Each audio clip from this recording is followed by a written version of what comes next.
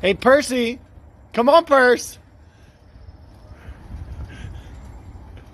Come on, Purse. Come on, let's go. Come inside, boys. Let's go.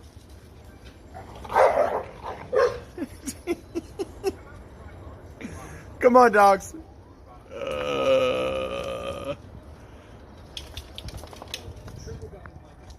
Come on in. First hand of the day, the button straddle is on, and I raise ace-jack offsuit to 22. We get not one, not two, but three callers and go to a good flop of jack 7-6.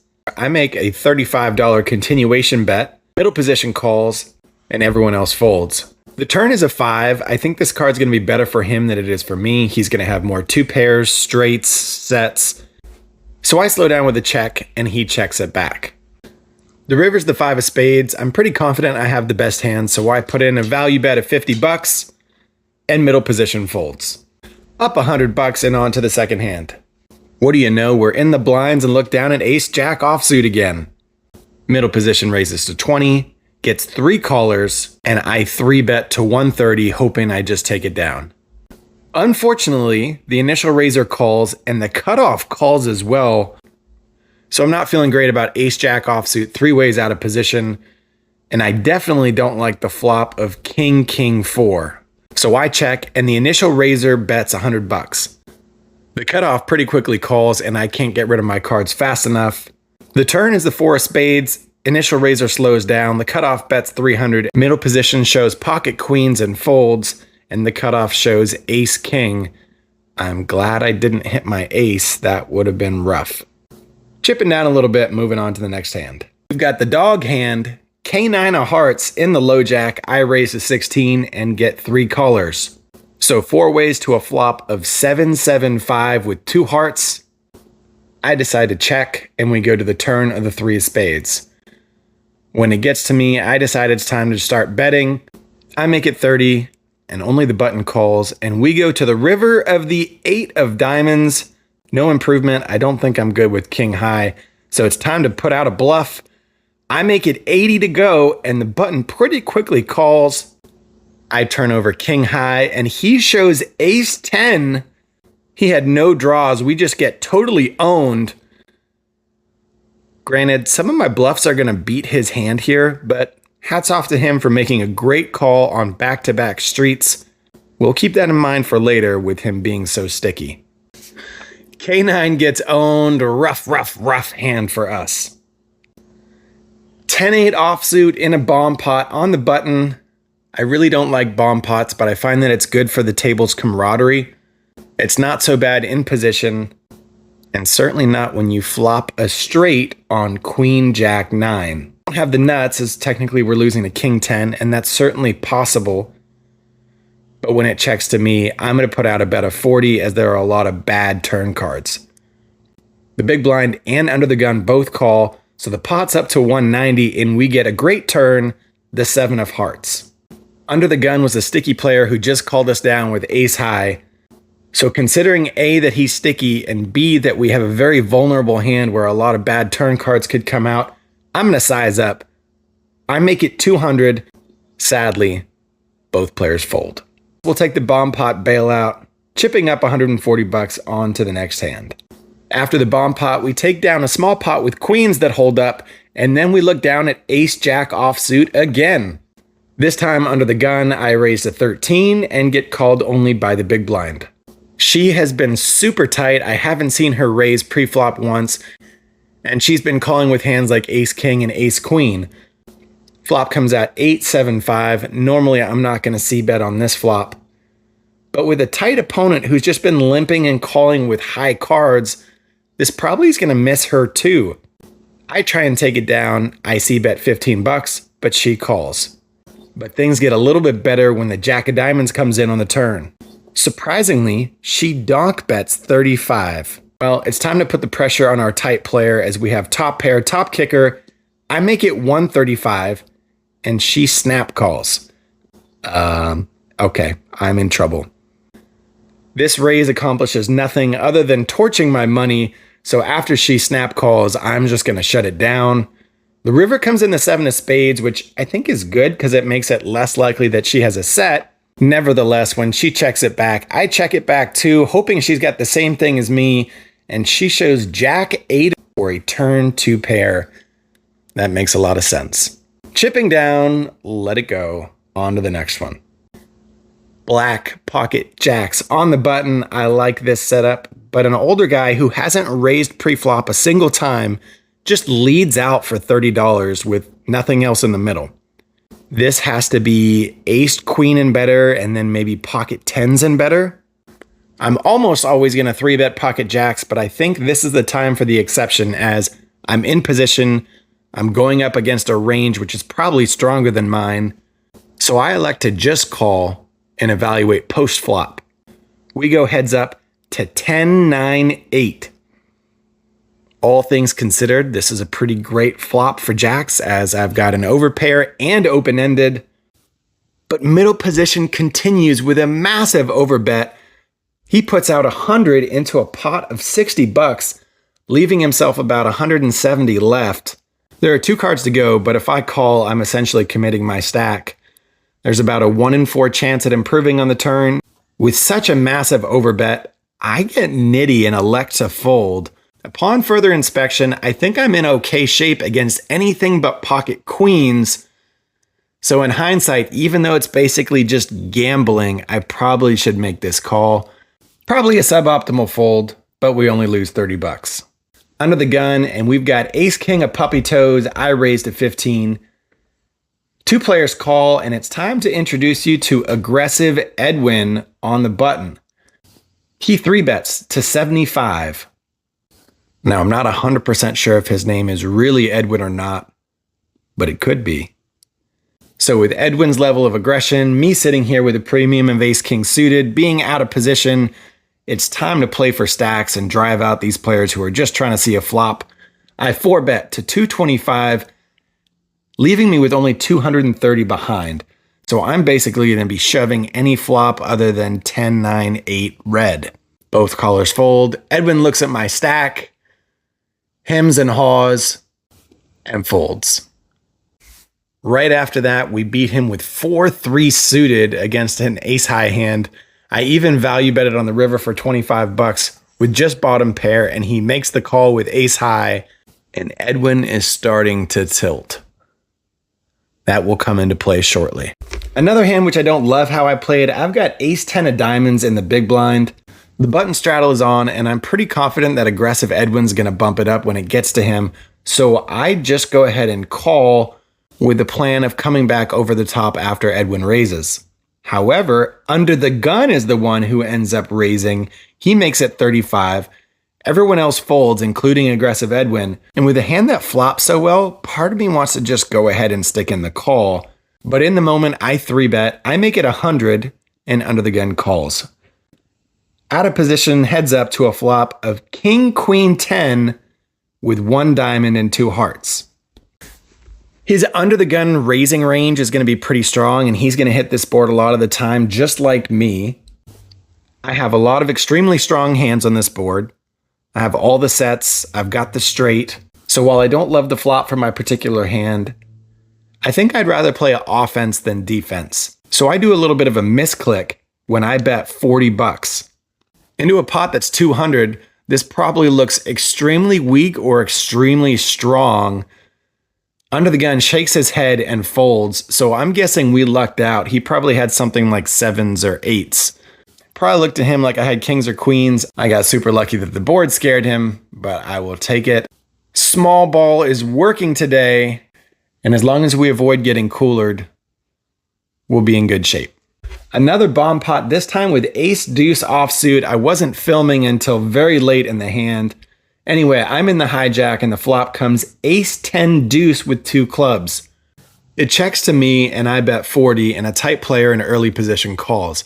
If he had had an ace, I'm pretty confident he would have tried to protect his equity by betting and taking it down when he had the advantage. So the fact that he check called makes me think he's probably got clubs. The turn's the 2 of hearts, so now I'm boated up, and when he checks, I could fire again, but I think I'd rather give him the chance to get there with a flush, so I check it back. and the river comes in the 9 of clubs. Sure enough, early position bets 65 and leaves himself with about 130 left. Hoping that he's hit his flush, I go ahead and move all in. He does not look comfortable.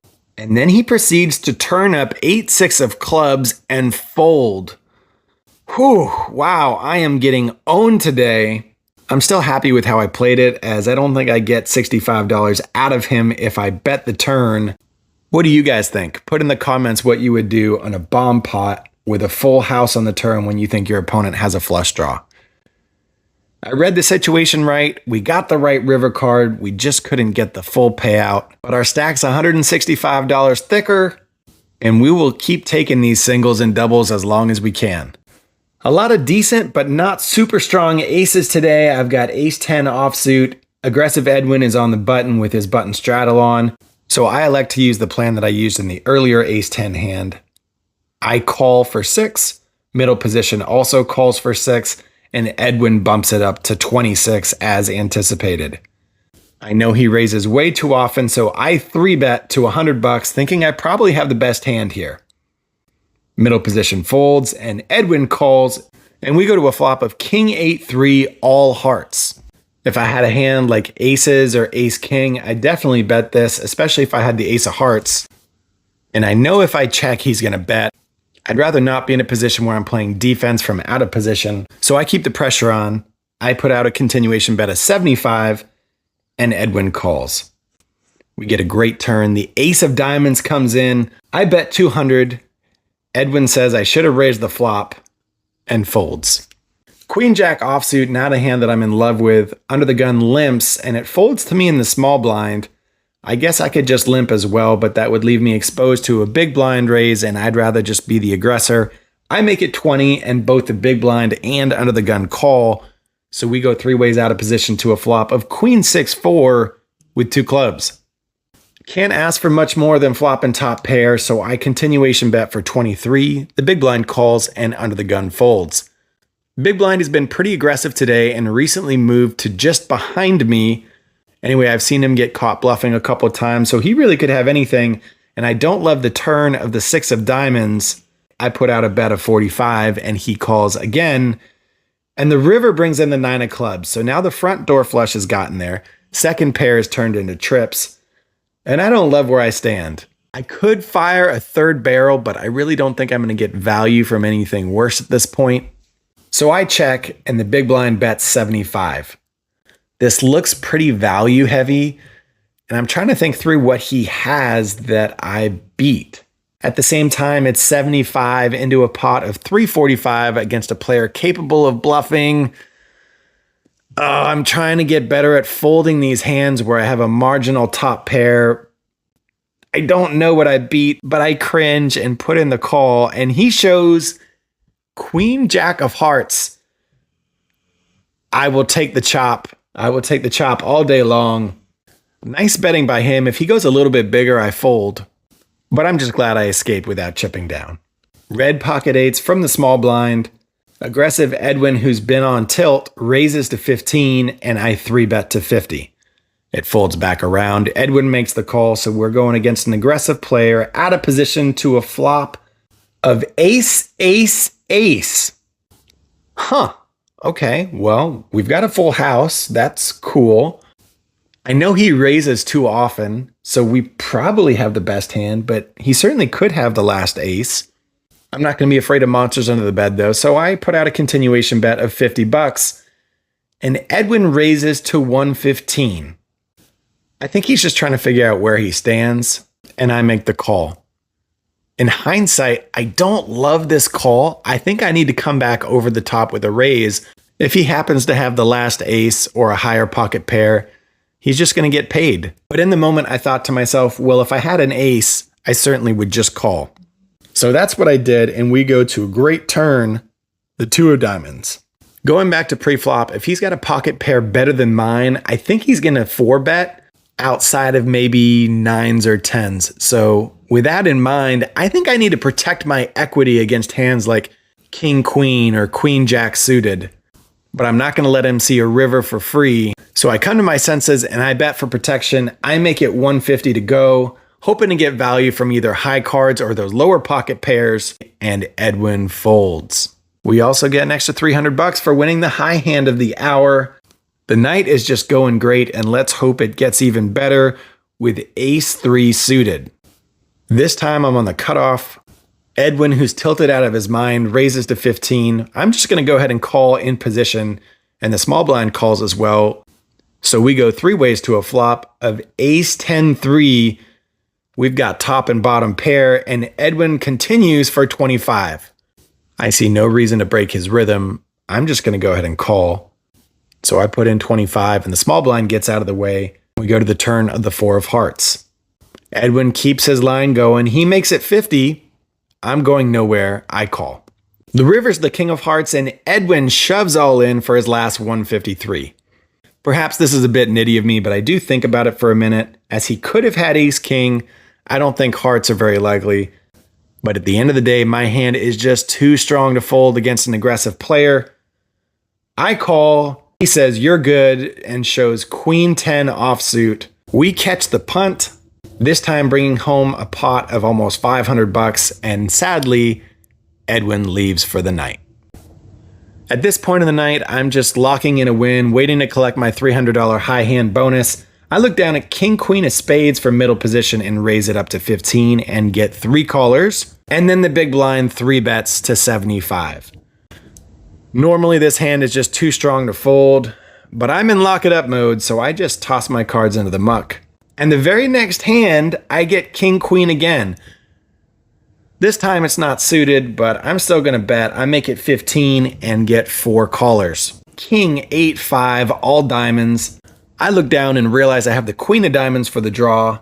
So when the small blind donks for 23, I look at his stack and see that he only has 100 more behind. I want to just go ahead and get this money in now, as I think I'm going to have the best hand most of the time. So I try and encourage him towards the edge of the cliff. I bump it up to 50. Everyone else folds, and sure enough, the small blind is all in.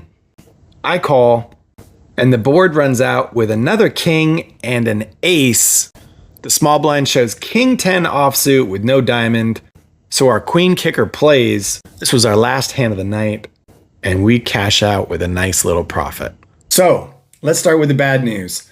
First, getting soul red twice. Once on a bluff where I fired multiple streets and got called down by ace high. And then another one where I thought I played it well. I checked my full house on the turn. The guy rivers his flush. He bets. I come over the top and he folds.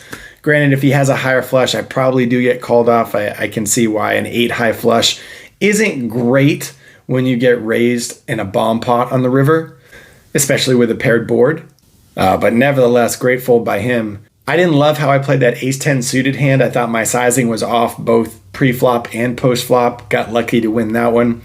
And then folding jacks was probably suboptimal. Even though the guy was a little bit short stack, it just felt like I was really gambling to try and hit my straight or a set. So probably would play that one differently unless he had queens. If he had queens, then it was a good fold because I was drawing pretty thin. But even with all those mistakes, I was in for 5 and I was out for $14.54. Plus $300 for the bonus hand payout. So we profit $11.54 in 7 to 8 hours of play. Certainly helps to run good against the most aggressive player at the table and to win a couple bomb pots. But we will take it. The upswing has just been crazy. That's 11 straight positive sessions. The strategy of playing small ball is working. And on a night when I didn't even really cooler anyone, it's pretty cool to be able to bring home a decent profit. I know 1-3 is not as exciting as 3-5 or 3-5-10, but when it's working this well, I think I'd be a fool to try and fix something that wasn't broken. We will get some more 3-5 content, but for now, we're just going to keep riding this wave until it fizzles out. One thing I haven't brought up in a while, if you're looking to give somewhere, there's a link to donate to the SPCA in every single video that I put out. That's not going through me, that's going straight to them. So if you're looking to make more of an impact, you can do so, and you can really help out animals that are in need. Thank you to everyone who voted on 2 colors versus 4. As you can see, it looks like 4 colors is slightly preferred. I'll have to talk with my editor to see if we can generate some new visual assets and see how that looks and how it lands in one of the future vlogs coming soon. That wraps it up for today. Wishing all of you good luck, that you're having fun and running good, and we'll see you next time on Poker for Pound Pups. Hey everybody, subscribe here to catch the latest episodes. Also, hit that like button and share these videos with anyone who might enjoy them. Doing that really helps the channel and its goal to support dog shelters, so thanks for watching Poker for Pound Pups, and have a great day.